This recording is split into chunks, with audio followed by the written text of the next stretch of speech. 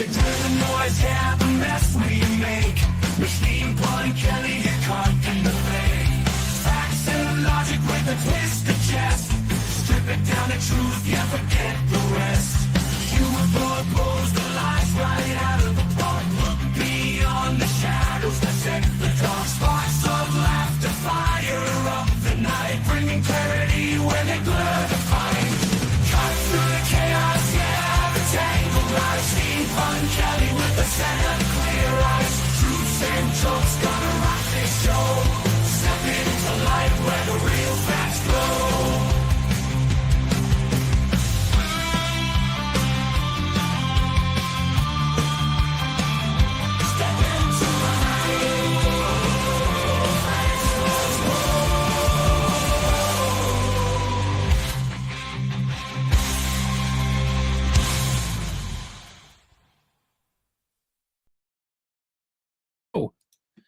And welcome to the Pun Show. Hope you're having a wonderful day. Sorry I wasn't available to broadcast yesterday, but long COVID had me feeling things that I didn't like feeling, so I just stayed in bed. Anyway, in case you haven't heard, Donald Trump had a speech last night. Sort of like that. It was a very weird, long, ranting, lying speech. He told many lies.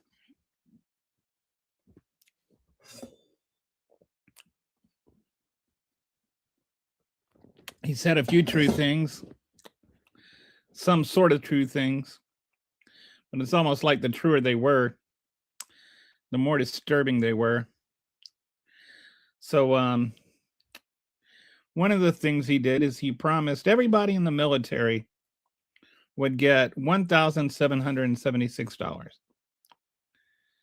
And of course, I got curious about that. Like, where is he getting this $1,776 to give to everybody in the military? Because that's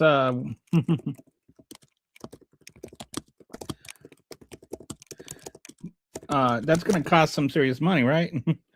About $2.6 billion. We didn't have money for anything, and now we've got $2.6 billion just lying around. Now, he said it was from the tariffs, which, by the way, if they were from the tariffs, that's not money that was lying around. That's money that came from people that went shopping. So, like, I wish he would stop referring to tariffs as like money that's been generated or raised. It's money that's been redistributed from poor people to the government. But nope, that's not what's happening. This is, if you haven't heard this, it's money that was supplemental to the housing allowance. If you're ever in the military, you know what the housing allowance is. Some people live on base, some people live off base. Depending on where you're at, you can be waiting to get on base or off base. Some places there's not enough on base housing, so you're kind of forced to live off base until you can get on base. Other places you might be on base because they have plenty of sufficient housing, and you have to wait to get off base. But anyway, if you're living off base, you get a housing allowance. And if you're living on base, you don't get a housing allowance because you don't pay rent. You also get, like, if you're off base, you get a food allowance. If you're living on base, you don't get a food allowance unless maybe you're in base housing, or like if you're in base housing versus in the dorms. If you're in the dorms, you get a meal card and you go to the chow hall and you get your food there. It's all, you eat for free, but just where you eat is a little bit different. Well, this is right now, there are people that live off base that are in the military, and they pay their rent based on the housing allowance.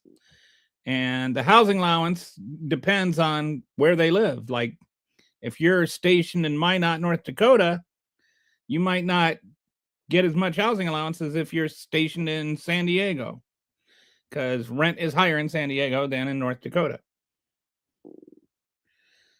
Now, with rent prices going up the way they are, in the One Big Beautiful Bill Act, one of the things they did, which was actually a good thing, is they actually gave people that were faced with these higher rents, they gave them a supplement to their housing allowance, which, by the way, that's the word that they use. So they're not afraid to use the word supplement when, certain things happen. And so they might get like $200 or $300 extra dollars a month. And this was just for the people that were living off base. What Trump decided to do is he was going to reallocate this money and was going to give everybody a full year's worth of it with $1,776, which was not, like based on how much money they had. It's just based on 1776 and pseudo patriotism and all of that kind of nonsense.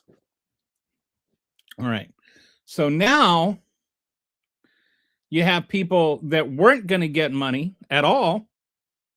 If they were living on base, they have no reason to worry about this extra housing allowance.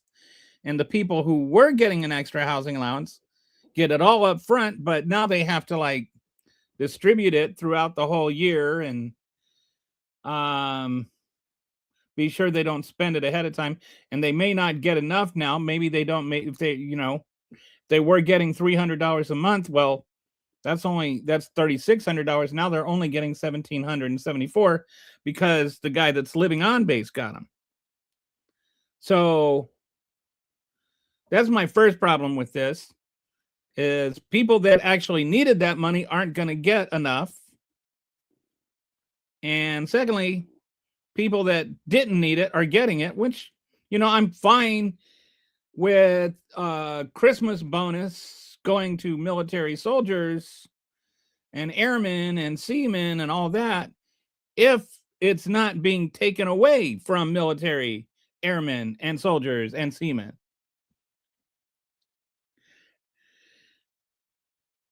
But that's what he's doing, is he's taking away, he's robbing Peter to bonus Paul. All right. That's one issue I have. The second issue is I just hate this politicization of the military. And I was in the Air Force from March 1986 to September of 1990. I got out about 2 weeks before there was a freeze because of the first Gulf War, which, nobody knew there was going to be a Gulf War at that time. Anyway, so I was there from 86 to 90. And about 4.5 years, I extended to go to Italy. And while I was in Italy, there was a parade. I want to say it was like around May of 1989.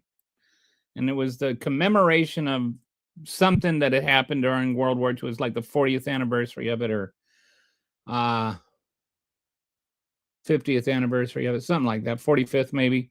Anyway, I think it was like when Italy had officially thrown out Germany of Italy or something like that.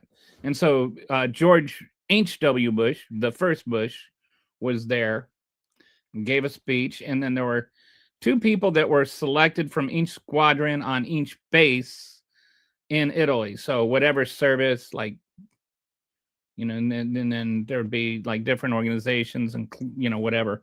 Anyway, I was one of the 2 people in my clinic that got to go march in this parade for the President of the United States. And to this day, I feel like it was a great honor to be able to go march in this military parade for my country. And after the parade, it was like pretty hot, and we were all in dress blues. And I was just glad I didn't pass out. Some of the Carabinieri passed out. They had on the big black hats.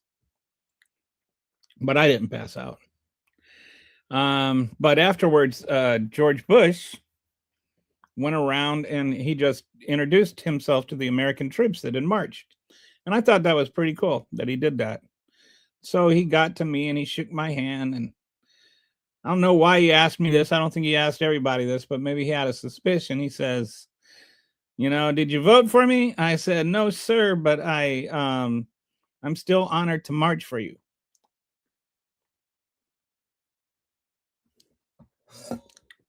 And he was like, thank you for voting. That's the important thing. You did your duty, something like that. And, it's just a mutual respect between a soldier and the president. I was, an airman and the president. I was an A1C at the time. I just had 2 little stripes. And I'm talking to the president of the United States, and he was being respectful towards me. He didn't care that I didn't vote for him. And I thought that's the way it should be. Like that is how things should be. And I've always thought of that when it comes to relationships between the military and the president, whether it's Clinton, whether it's H.W. Bush, whether it was Barack Obama, or Donald Trump, or Joe Biden. The way it should be is that the president is the commander-in-chief, but even as the commander-in-chief, he does not run the military. He's not in charge of the military. Everyone in the military, up to the commander-in-chief, serves the country and serves the Constitution. We do not serve the president. He's the chief servant of the military. And that's how it should be. That's how it was with George H.W. Bush when he was walking around and he was introducing himself graciously to the members of the military. He was the servant in chief. And Donald Trump is not the servant in chief.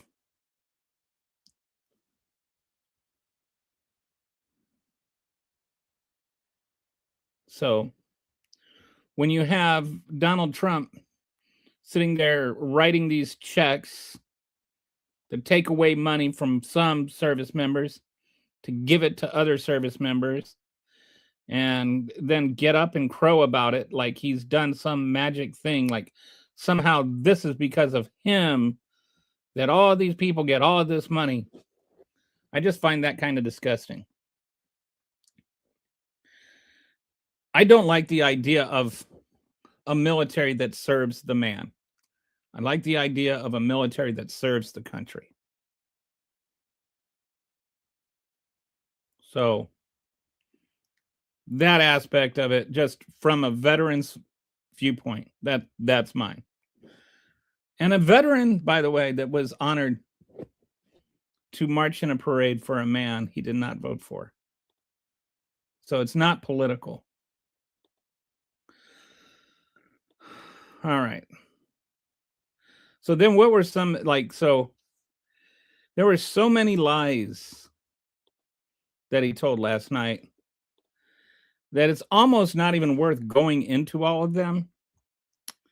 He went back into his bag and he talked about the prices coming down 27,583% or whatever it was. And prices are not down at all. And with the exception of a couple of things, which, by the way, have nothing to do with him.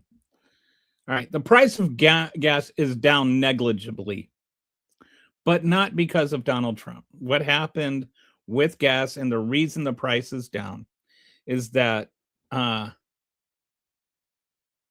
reason it was up in the first place is that OPEC Plus was producing less oil. So the international price of crude oil was down, or was up, because there was less demand internationally.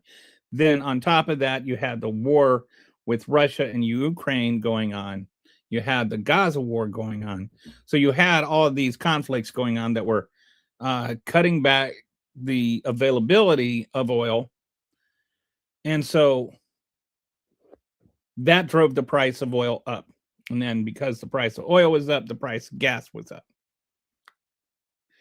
In addition to that, during the pandemic, they started producing less oil because the demand was down. And then when we started hitting the post-pandemic recovery and everybody started driving again, there wasn't enough gas. So that was demand and supply. Lots of demand, little supply. Well, since Trump has been president, and not actually just since Trump has been president, for like the last year of Biden's presidency too, OPEC Plus started producing more oil, which started driving the price down. It was already on its way down long before Trump became president again. And it's gone down a little bit since Trump became president, but not because Trump became president. You hear me say it all the time. Correlation is not causation. And the other thing, and when prices were going up early during President Trump's second term, I was saying you can't blame him for that. And that was like the price of eggs. The price of eggs over the first few months were going way up, and people were making jokes about the price of eggs and stuff like that because everybody had blamed Biden for the price of eggs. And it wasn't Biden's fault when the price of eggs went up either. It was the avian flu's fault. And the avian flu meant there were less chickens, and less chickens meant there were less eggs, and less eggs meant that the prices were higher.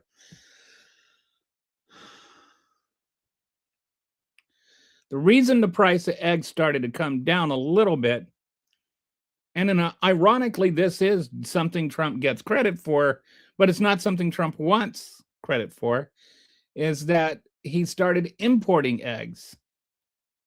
And, so this guy is starting off all these tariff wars, but the reason, these trade wars is, and all of that, but the reason the price of eggs went down is because we were importing more eggs, which meant more supply. Demand was the same, so that drove the price of eggs down. That's why they went down. Is the opposite of what he's trying to talk about his policy being. But whoever decided to do that decided the right thing. Maybe he never knew about it. So we got some comments here. All right.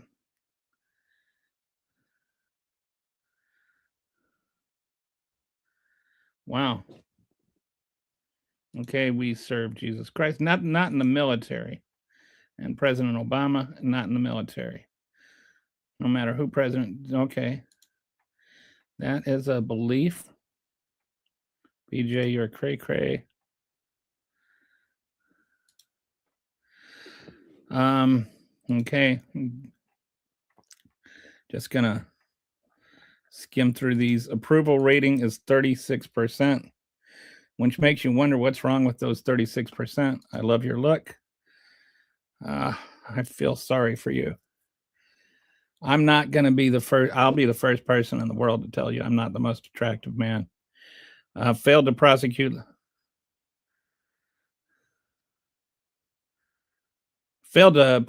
Letitia James because Letitia James didn't commit any crimes. Can't get the grand jury to agree. Failed to prosecute James Comey because James Comey didn't commit any crimes. This is the thing that, like people like they were all like lawfare this and lawfare that about Donald Trump. Donald Trump committed crimes. Like that's why he got prosecuted. He didn't get prosecuted because of the Biden Justice Department. He didn't get prosecuted because of Letitia James. He got prosecuted because he committed crimes. He's a criminal. Of course he got prosecuted. At least you're truthful about guys. I try to be truthful about everything. I really do. So the inflation actually put together, I hopefully was trying to, all right. Let me see if this my artifact is good to go yet. All right, Cloud, don't let me down. All right.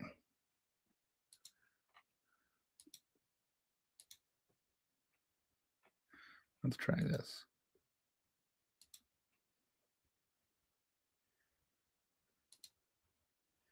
Mm.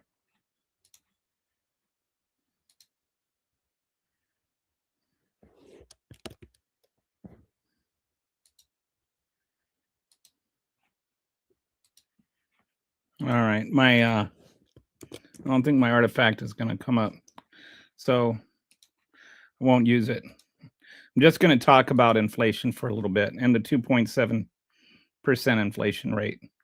And why I don't trust that 2.7% inflation rate. And there's a lot of good reasons for it. Number one, the data that they use, they generally use the same data from, like consistently from the same places, the same items every month, so that, it's not, it's apples to apples and not apples to mangoes or whatever, or even Granny Smith apples to Red Delicious. Like, what happened though is they fired the BLM director because they were afraid the BLM director was like rigging the numbers because of they didn't like the job performance numbers that they were getting. I mean, this was literally shooting the messenger, except they were just firing the messenger instead of actually shooting them. They never said what numbers were cooked or how or why or whatever. But then we haven't had like an uncorrupted inflation report since that BLM director got fired. And we haven't gotten a new one yet. We've got just like a Trump stooge in her place. And so what happened then, that happened in August, and then September was the last inflation report, but that one had already been kind of put together. Then in October, there was no inflation report because of the shutdown. And this was a bit dicey because in previous shutdowns, this is considered a non-emergency thing that is not automatically funded, but previous presidents, including Trump in his first term, had always just funded it anyway during shutdowns because it's very essential. And so this is the first time in the history of, recording these numbers, we have gone a month without actual data. And so then the number for November is from both September and October, or from October and November. It's not just, it's adjusted from September. So it's 2 months worth of data all wrapped up into one, but it's not the same data. And because, we don't know what that is. And so then the department just said, well, we just, adjusted. This is adjusted data. And we don't know what that means. And they're not telling us what that means. They're being really opaque about where these numbers are coming from. And not all of it's there. And for all we know, they did the same thing with they did with the turkey stunt for the Thanksgiving dinner, where it's like a different basket, but it's not quite the same food in the same baskets, and there's loss leaders in there and all of that kind of stuff. So we don't know. We know how this administration operates. It does a lot of dishonest things, and it does a lot of shady things. And, I'm not saying that alone makes them suspect here, because, BLM is traditionally non-political. But when you combine the things, the previous person was fired for being honest. The new person is shady. The lack of data. And then this filler data that's a mystery as to what it is. And the Trump stooge in their place, it all is just kind of sussy sus to me. Like, and even when you put all of that together, there's a reason that there was an expected 3.1%.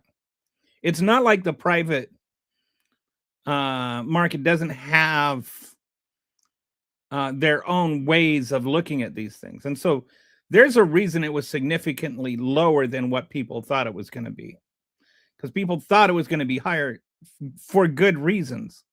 And if you've gone shopping, you probably know that prices are not coming down. But also, 2.7% doesn't mean prices are coming down. 2.7% means prices are going up. And they're still going up faster than 2% is what you would want. And in addition to that, we've got this inflation is, or unemployment is the highest it's been in 4 years.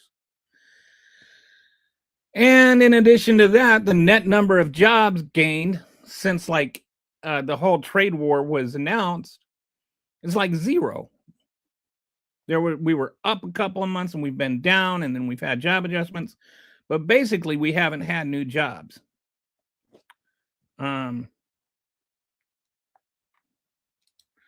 So I'm not sure what inflation was, but there are all kinds of reasons to not believe that what is being presented is the actual inflation rate.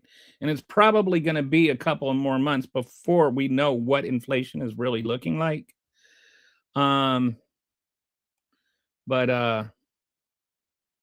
I wouldn't read too much into 2.7% right now, because that seems like way too low to me. Okay, so why do Democrats want so badly to bring criminals into our country? I have no idea what that question is supposed to mean. Why do you think Democrats want so badly to bring criminals into our country? Like, why do you believe that is happening? I think would be a fair question to ask. Because would you tell me what criminals that Democrats want to bring in? Would you let me know how you arrived at that conclusion? I'm happy to have the discussion with you. I don't have a big show plan today, so I'm open. I just wanted to leave this one open because I've had a steady stream of people that think differently on the show, and usually I've got a thing that I've got all planned out. But I'm open. I'm open to hear what is your belief based on? Why do you think Democrats want to bring criminals into our country? Have you heard anybody like go out and campaign that we need to bring criminals into our country? Okay, so we got you're an idiot here. I do congratulate you on your appropriate use of an apostrophe. I think, now if we can think, you should probably have an exclamation point at the end of that. But what makes you think I'm an idiot? What did I say that's idiotic? Do you have anything specific to address? Because, again, totally open to discussions here.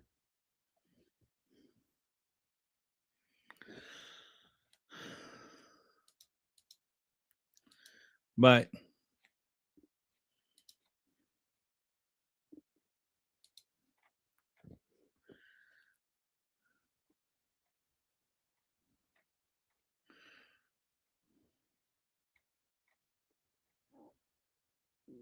what do you think?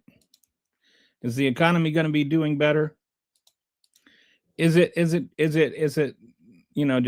going gangbusters?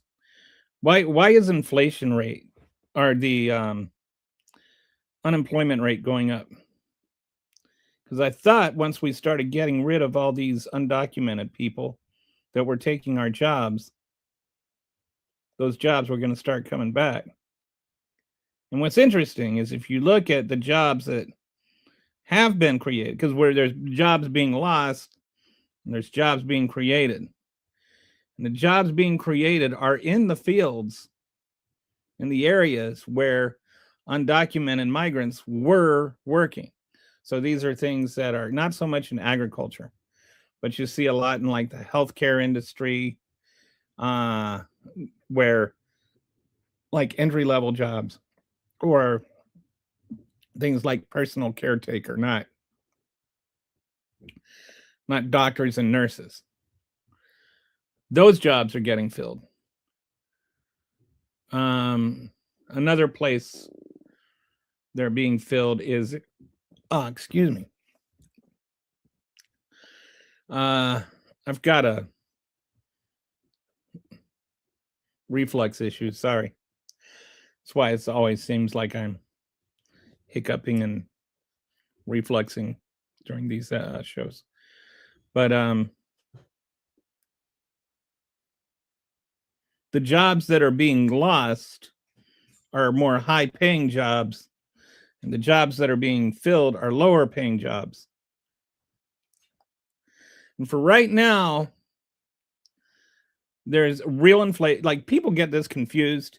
They'll talk about like real wages, and they'll compare real wages to inflation. Real wages are wages adjusted for inflation. So if real wages are up, that means that they're going up faster than inflation, which means your money, your dollars have more buying power. And real wages have been going up basically since 2023. Like, after the major inflation surge started to slow down, ever since then, real wages have been up. And I think the last I checked, they were up like 6.7% since 2023 or something like that. Not a lot, but a bit. But when you start peeling back some of those numbers, it's interesting because they're going up a lot faster for the top 20%, and they're going down for the bottom 80%. And when you look at a lot of these numbers, you have to like look at quintiles, they're called, which is like, there's a quintile is 1/5. And so you got like your bottom 20%, your second 20%, your middle 20%, your next 20%, and your top 20%. That's the top quintile. And typically what you look at, or when you're looking at wages and things like this, nowadays, the top 20% are doing really well, and their wages are going way up. But everybody else is going down. So like for 80% of the country, the real wages are going down, even though overall it's going up. And so you can say, well, how does that make sense? How can it be going up for the 20% and then down for the other 80%? Let's say you have 5 people, all right, and they all make $25 an hour. And then one of them gets promoted, and now he's going to make $50 an hour. But the other 4 each lose $5 an hour to compensate for his $50 an hour. All right. That means that the average wage went from a cumulative $125 an hour and is now $135 an hour, or $130 an hour. The average wages actually went up because that guy got everybody else's $5 plus another extra $5. The average wage went up, but for 80% of them, their wages went down, which is why you also want to look at like median wages. So when you look at the median wage, it's going down, adjusted for inflation, versus the average wage. And this is like one of those ways that you see both sides do it. Well, they'll play with the numbers by using percentages. Are really easy to monkey around with and kind of leave people to these, like, crazy conclusions. Like, one of the ones they like to use is that the assaults against ICE agents are up like 1,300% or whatever craziness they say. And it's like the actual number of people, they started counting what constitutes an assault on an ICE agent differently. There's so much more ICE activity that there's just more incidents because there's more activity. Then they're actually creating a lot of these incidents. Like they'll pull a guy out of his truck for filming them because, filming an ICE agent is a form of assault now. And they'll beat the crap out of him, and then they'll take him to jail, and they'll leave him there for 2 days, and then they'll, finally say, okay, you're a citizen, you can go, and then they just let him out. So the vast majority of these people that are assaulting ICE officers are never getting charged with assaulting ICE officers, but they're still being counted as an incident. Even though the incident was just the ICE officer assaulting the civilian. And, and so they'll say 1,300%. The number of people, believe it or not, like this, I thought there would be, something more dramatic than this, but the actual number of people that have been convicted of assault against an ICE officer in 2025 is 1. The number of people that were convicted of assaulting an ICE officer in 2024 is 1. Assaults against ICE officers are really, really rare. So if there were 23 assaults against ICE officers this year, that would be up 2,300%. Right? Like that's how they, when you see them saying this percentage, it's because there's a really low overall number. And when you're talking about a real overall baseline number, it's easy to make percentages sound really big. Okay. Say bye to Obamacare. Mike Johnson said no on the vote. There will not be a vote before the end of the year on the Obamacare. Haha. Okay. I don't understand why that's funny. And I mean, it's not entirely true. What's happening is not Obamacare is going away. A lot of people are like misrepresenting this on both sides. What's going away, and at least temporarily, are the subsidies extension, or like the additional subsidies that were awarded during the pandemic. And there's still subsidies there either way. It's not like they're getting rid of all of the subsidies, and people on the left need to tone down that rhetoric. Just the additional subsidies. And then there's all kinds of like just wrong rhetoric about this that everybody's, on the left and the right are getting wrong. But the main thing is it's just the additional supplements that can go away. And there's a vote that they're going to have when they get back. Mike Johnson said, I did everything I could to have a vote, but I just couldn't have one. And it's like, well, what prevented it, Mike? Aren't you the Speaker of the House? Okay, we've got Raymond. So anyway, when we resume the House, there will be a vote because they signed a discharge position, which forces a vote. There's just not time to vote for it now, which is what the Democrats were saying, by the way, when they were having the holdout. They were saying there's not going to be enough time. You keep saying, oh, well, we'll do it when there's, but right now we will have a whole month.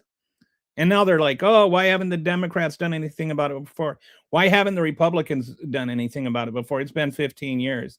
Like both sides can say the same thing on this. And I just want to say, why the heck couldn't you guys sit down and talk about this? You knew that everything was going to come up more than a year ago. Why do you have to procrastinate everything? Like every time, like these shutdowns happen or whatever. Why do you have to wait until the last minute to have a discussion? Like, why can't you just do your stupid jobs? I think, what is it? How many days has, how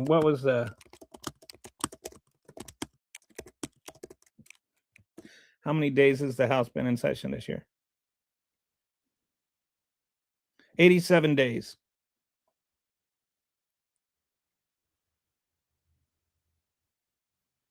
87 days.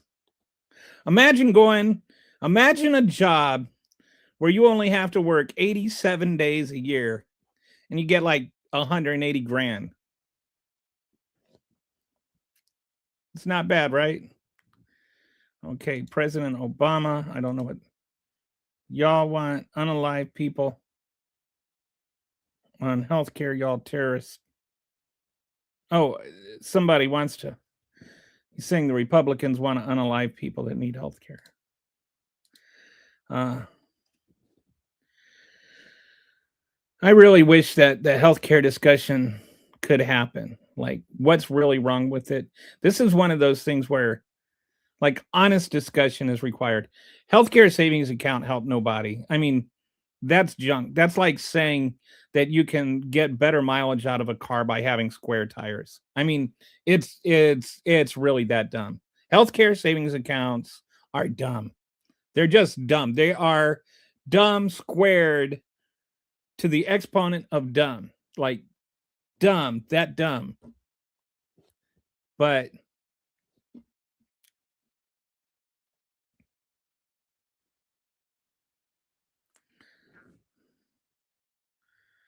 so this guy I don't know. I don't know if this is a real person.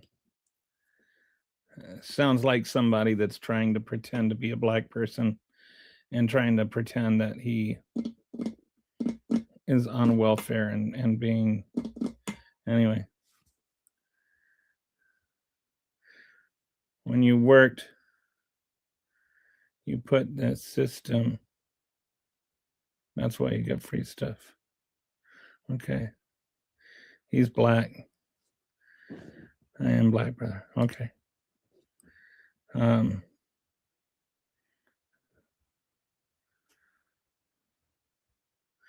Sorry, but when I see things like this, it sounds to me like you're trying to create a racist trope and pretend to be that.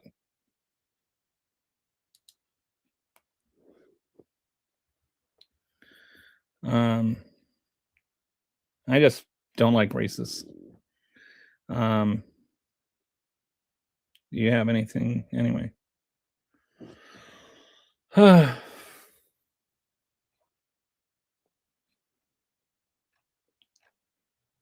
Never did hear back from the one guy.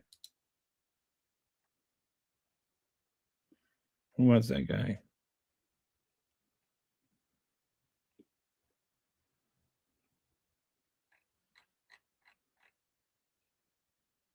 I mean, you might be, but I don't understand why you're saying EBT. Like, oh, you know, I mean,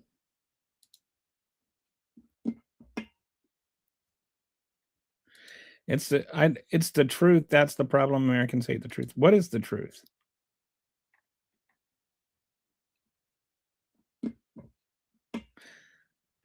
EBT the best. I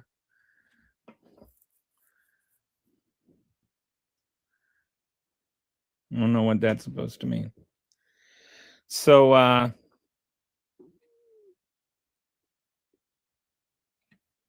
boy. What happened to that one guy?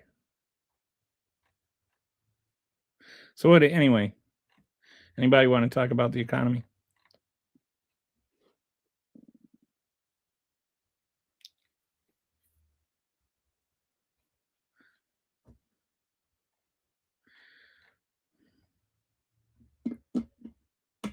I think that's about all I got today.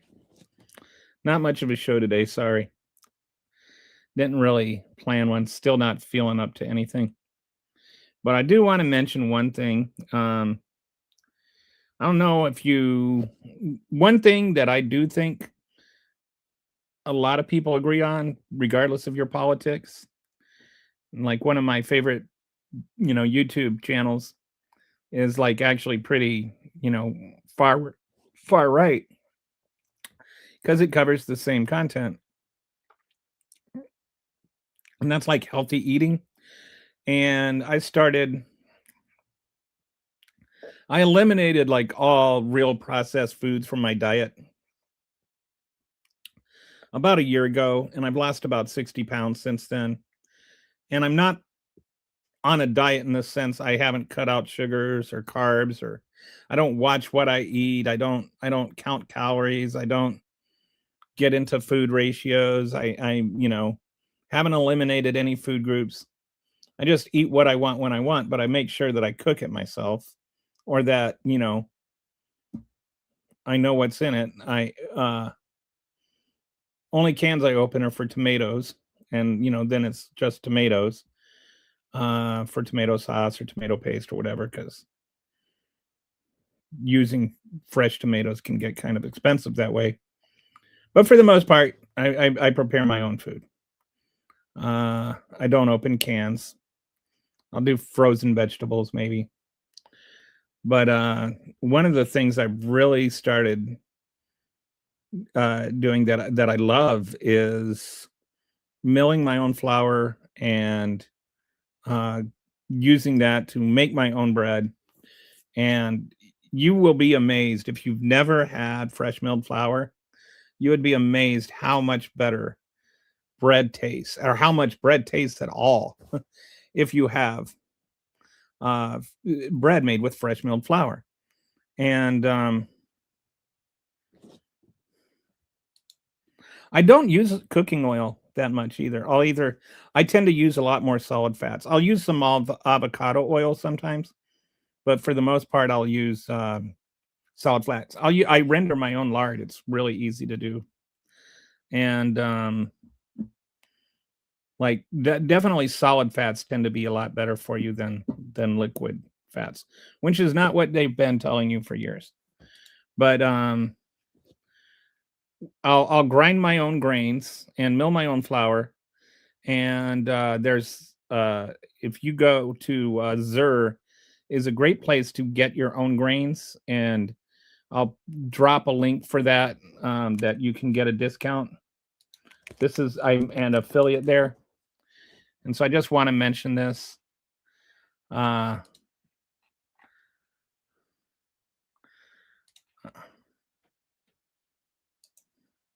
Or you can just go to azur.com and then use my affiliate. You can use this one, Kelly Scaletta 1. That's who I am, Kelly Scaletta. And it's kind of cool if you've never used it. It's you can have it mailed directly to your house, but it's a little more expensive. Or they have like these little community drops where they have a truck that comes around once a month and it drops off the food for that whole area.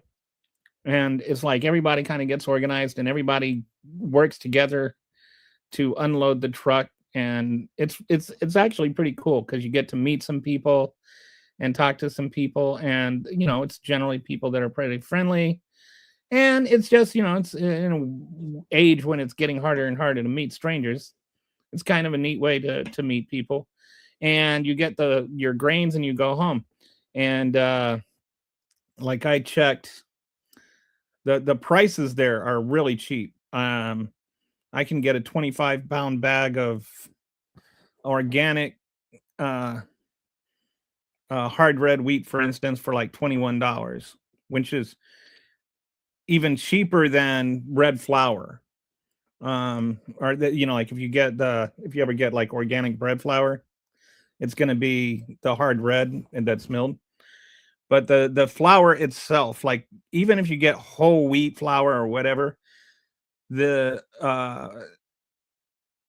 nutritional difference is just dramatic between that and fresh milled flour. And beyond that, because you're still missing part of the wheat, even with whole wheat, and also you start losing some of the essential vitamins and stuff. It starts to diminish the nutritional value of it starts to diminish the minute that you grind it. So like with me, within 5 minutes of grinding it, it's already being made into dough. And so I get all my grains from Azur. I used to get them from Amazon, and I did a shopping cart in Azur, and it was like $108. for over 100 pounds of grain. And I went and looked for the cheapest prices I could find on Amazon. And the same order would have been $268 from Amazon. So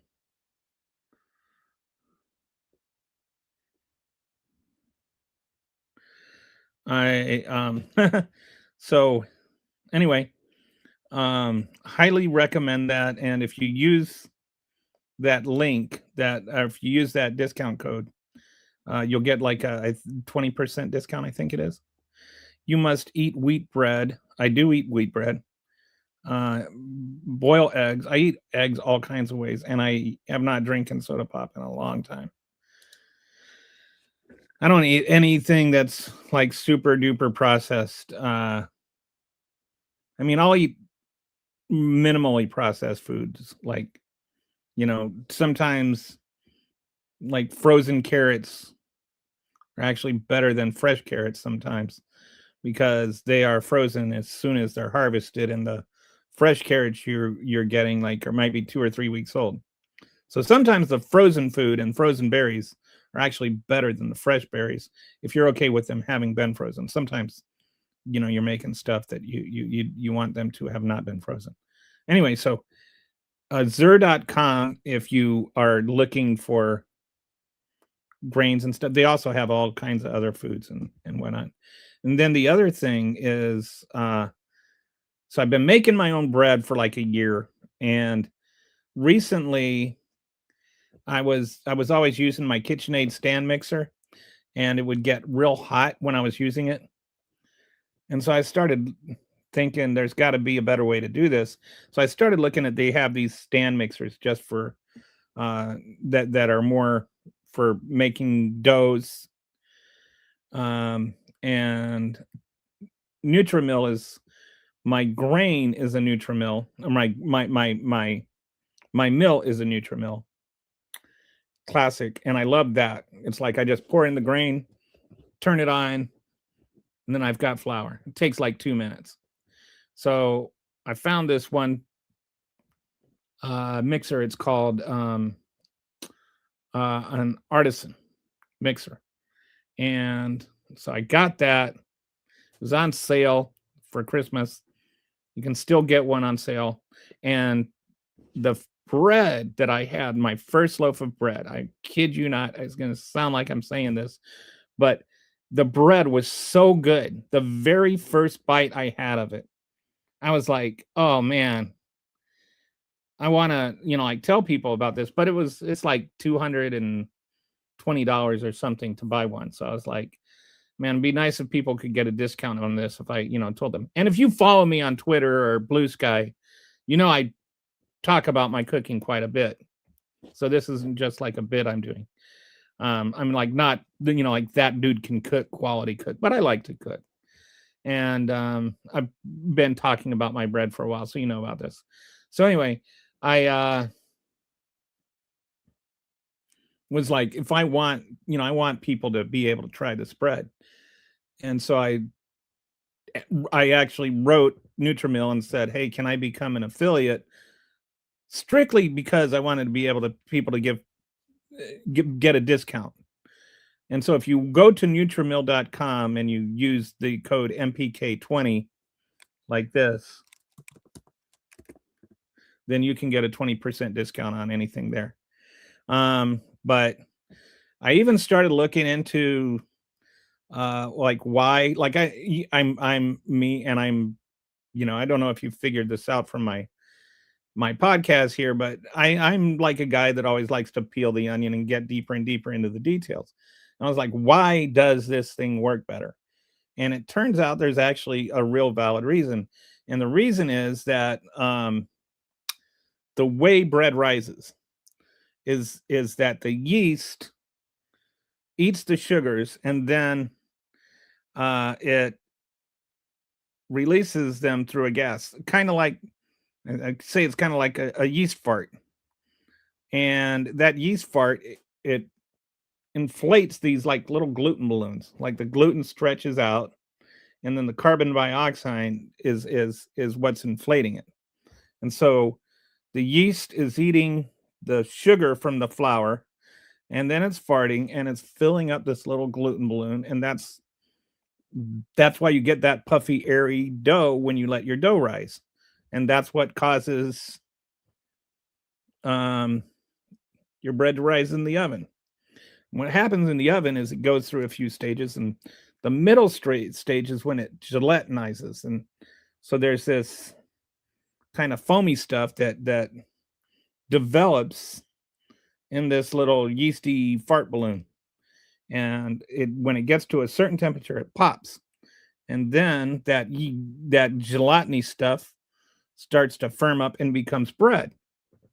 And the reason that you get this breadcrumb where it like looks at all these little cells and everything, that's like the arrangement of those little yeast balloons that were made and popped and turned into bread. Now, when you make regular bread, or when you make bread with the KitchenAid, it works by it's got its dough hook and it's spinning around really fast and it's slapping the dough against the sides and smacking it around like a boxer. And that creates friction and that causes the heat to go up, and so then that starts activating the yeast, and it starts eating up that sugar and farting early while it's still being kneaded. The yeast is farting. You want to save those farts. Like, every yeast fart is precious, but what happens is you waste a lot of those yeast farts in a KitchenAid. And and then also, because of the way it's being kneaded, it's developing unevenly. So you're getting all these balloons, but they're going all over the place. They're all different sizes, and they're, that's when you look at your crumb and you get like big holes in your bread, or, the uneven crumb. That's because when it was in the resting stages, it wasn't even. But the artisan, what it does is it has a paddle that's a little different, and it like stretches and it pulls the dough, and its shaft is at the bottom, and so it's like spinning around, and it's kneading the dough and it's stretching the dough, and then it's more like it's designed to mimic hand kneading. So what happens is and it doesn't, because it's going more slowly, it's using torque more than speed to get it done. It's like if you ever, like you're going a car uphill, and if you've ever driven a stick and you drop it in a second because you're going uphill, you need that extra torque.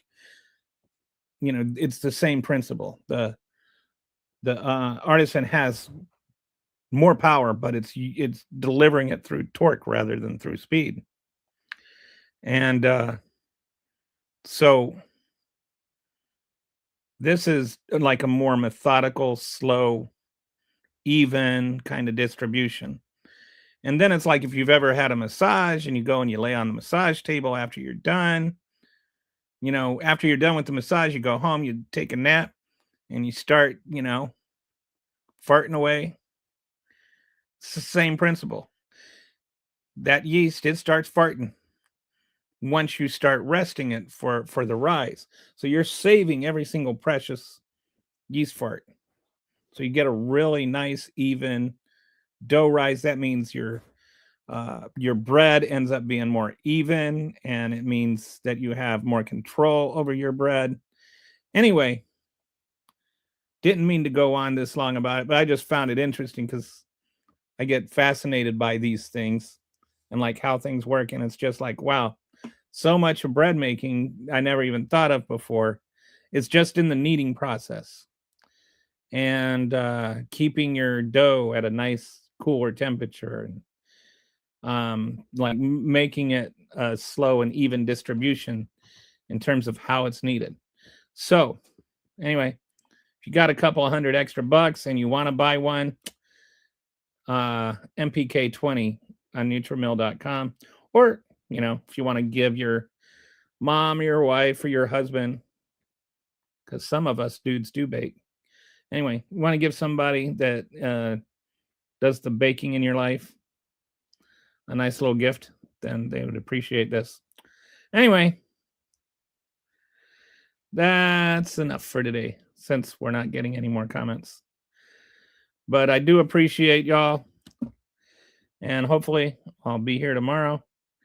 And hopefully we'll have like a more of a show tomorrow. Today was kind of spontaneous. Mrs. Pun was like, "Are you going to do a show today?" And I was like, "I don't know." Last time I did one when I wasn't feeling well, it did not end well. But all right. Thanks, guys, for joining me. I will talk to you tomorrow.